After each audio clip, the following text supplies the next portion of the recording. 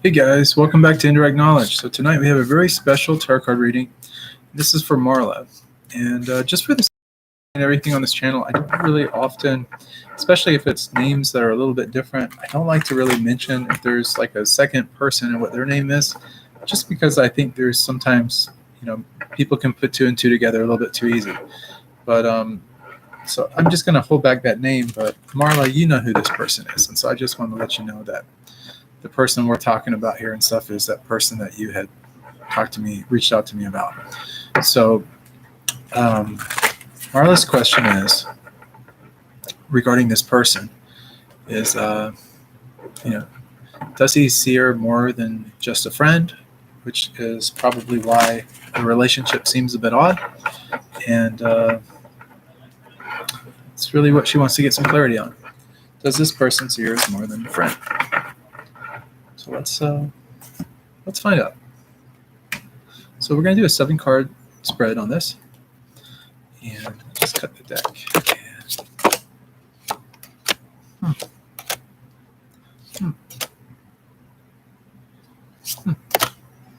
Wow.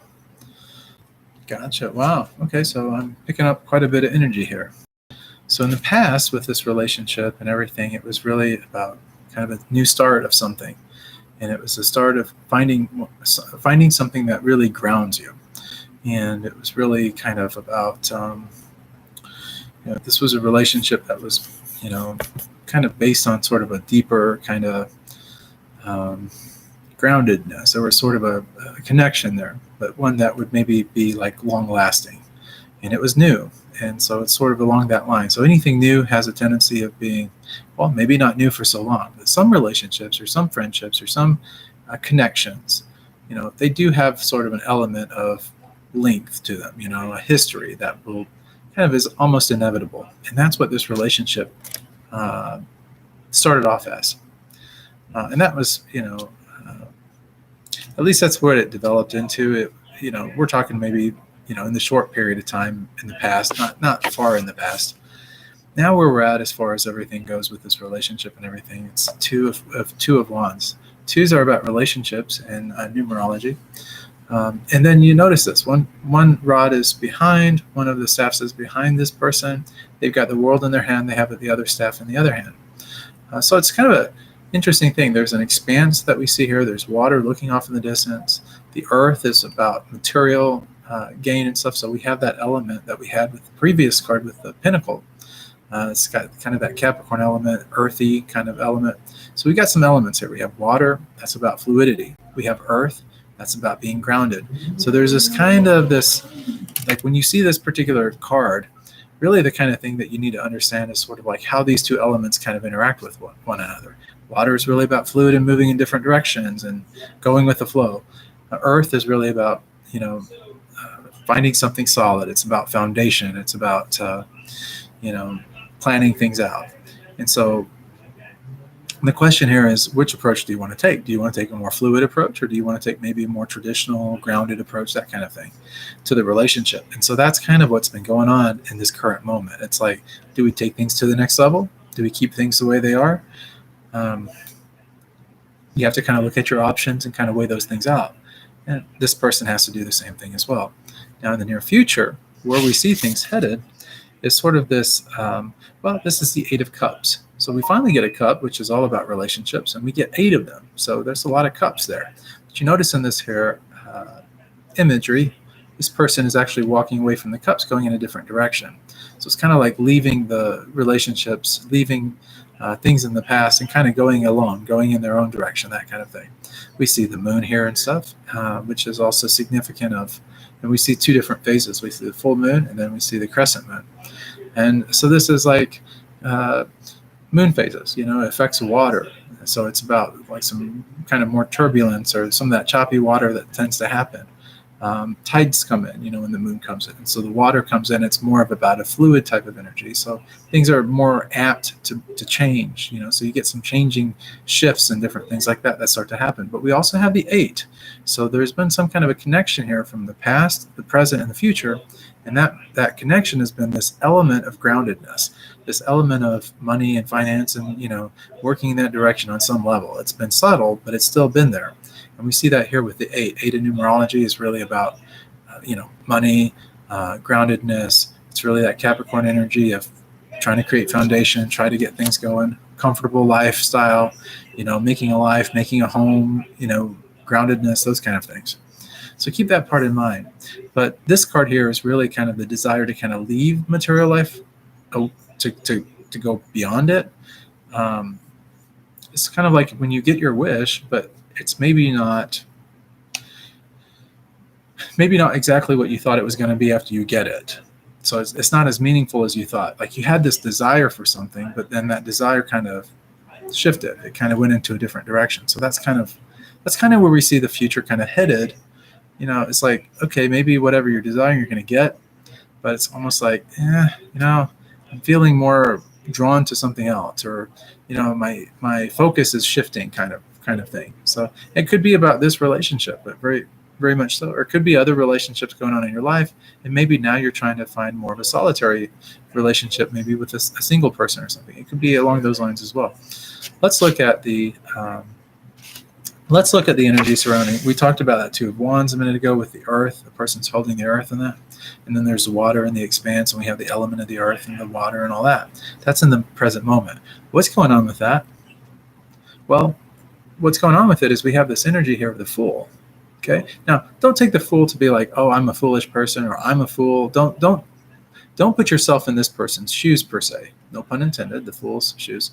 But here's what you take away from the Fool. The Fool is about just going with the flow, footloose and fancy free.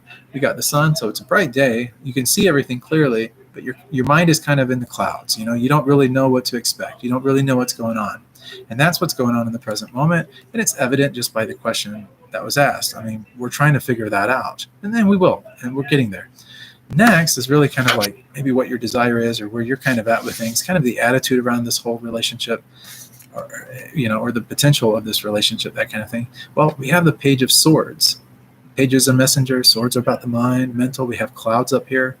Again, we're talking about like head, pie in the sky, head in the clouds. That's kind of where our thinking is and that kind of thing. We have the mind, which is thinking and that, thoughts, ideas. That's a sword. And that's a message of ideas, or a message of thoughts and different things that are coming to you. These are things maybe intuitively that you're starting to reach out and grab for. So it's about mental potential. When this card comes up, this message is really the message behind the messenger is really to start asking questions, to start to find some answers out. Maybe a good idea would be to approach this person in a subtle, nice way. But you have an influence over this person. How do we know that? Well, we get to the outcome card. And what is the outcome card? Let's look and see. We have the Queen of Cups. That's right, the Queen of Cups. And the Queen of Cups, queens are about influence. They have this ability to get people to do their bidding, to do what they need to do, whether it's the king, whether it's the gesture, whether it's the page, whether it's a knight. It doesn't matter what it is. Everybody loves a queen. She knows what she's doing. She knows how to get what she wants. She's got a very, very amazing way of influencing and persuading people to do what they need to do. And she's very subtle about it. So she can get people to take action without really coming out and having to ask them for it. She can just kind of hint at it, and people really pick up on what her energy is what she's saying. We also have the cup. And the cup is really about, again, cups are relationships, but it's also emotion. So you get a lot of raw emotion and different things that come out with this particular queen. What does it mean? It means that she, or you in this particular case, you're really able to figure people's emotions out, and you're really able to persuade people emotionally by your influence. So that's a really strong thing. But because of your empathic nature, your ability to understand people, how they feel, you're also able to interact with people kind of on their level. And by interacting with them on their level, you're able to kind of get what you want as a result. Going back, though, before we get too caught up in this influence bit, just remember where the near future is taking us. And we said that it's sort of like that idea of like, okay, I want this today, and I know this is what I want. But then once you actually get it, it's maybe like, geez, I wasn't really thinking this through too well. or you can start to kind of doubt your sanity, like maybe this isn't really what I wanted after all. So be very careful. Like now that you have this, just make a good decision, so that later on it doesn't come back to bite you. And you have the ability, you have the time right now to be able to kind of shift that future more in your favor so that you can get maybe more of whatever it is that you're looking for. If you like this person and you really want to be with them and you're feeling that now, take a little bit of time back, because we know what the near future looks like. And let's just kind of weigh some things out. Let's do some investigating. Let's do what this queen would do, or let's do what the Page of Swords would do before this, that messenger that we talked about. Start asking some questions, start figuring some things out, start making sense of things. That's really the key to this whole bit. Of course, with that influence of the Queen of Cups, being able to understand other people's emotions, where they're coming from, really get to the heart of the matter, the truth of the matter, that's what this queen is really good at. We also get what is the answer to that, or the solution to being able to do all of that, or to get yourself in that type of situation. That is the answer card. And that's the last card that we'll go through. And it's a really good card, actually. And it goes really well with the Queen of Cups. How do I know that? And how would you know that? Because it's actually the King of Cups. King of Cups is all about relationships, and he's the authority. He knows relationships. He knows people. He knows how to get people to do his bidding. He knows how to connect with people on an emotional level in that. And that's what this king is really, really good at. This king is also just like his queen counterpart. They're sitting on the water. Water is about fluid energy. It's about constant change. He's very compassionate, this king. He's very compassionate about other people's emotion. Like I said, he knows how to deal with people on that emotional level. And so if he's dealing with people on an emotional level and he's the authority, so you got two really good ways of connecting with people, or getting them to do what you want in this particular case, or finding out the truth and really getting to the bottom of things, and then really getting what you want out of this relationship and getting it the way that you want it. If you don't want the odd or the strange in it, then there's ways of correcting that. If you want it to be more balanced or more in alignment with kind of the way you think it should be, there's ways of doing that. Of course, be careful what you wish for. You'll get it with this particular type of spread. So make sure you start asking those questions, kind of doing some due diligence, find out what it is that this person wants, find out what you want, kind of find a nice middle ground and stuff, and then ask yourself, is this really the person I want to be with? Does this person really fit my criteria, my list of attributes that I'm looking for? And then, is it somebody that my heart feels an attraction towards? All of these kind of things. Is this somebody that I want to serve? Is this somebody that I want to be in their life and really kind of help them in a capacity like that? Or is it somebody that it's a good friendship, but it's never going anywhere beyond that?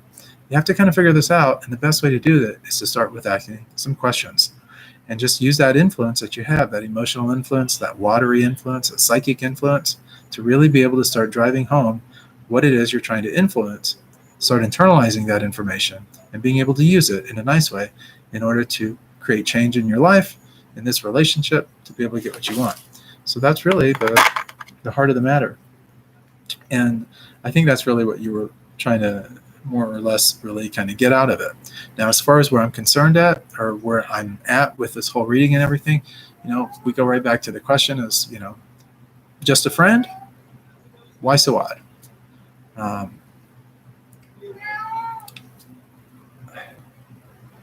Yeah, I mean, I'm picking up that this person does want more than just friendship. That they don't want to lose the friendship, and so that's why it's a little bit odd. It's a little quirky. Also, this person and your energy, it may be a little bit unrelaxed at times. There may be sort of a want to be able to say something but don't know exactly what to say kind of thing. And so then what is said is a little bit, off is a good way of putting it. A little strange, but off in a nice way. This person means well. They have good intentions. They don't want to hurt you. I do pick that part up.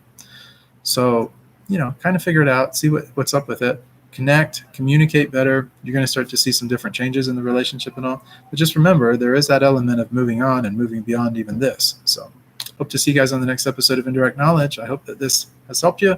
Again, if you need anything, I'm your tarot coach. I'm always here for you. I love everyone. I love you guys. Please keep watching. Subscribe to the channel. Hit the like button.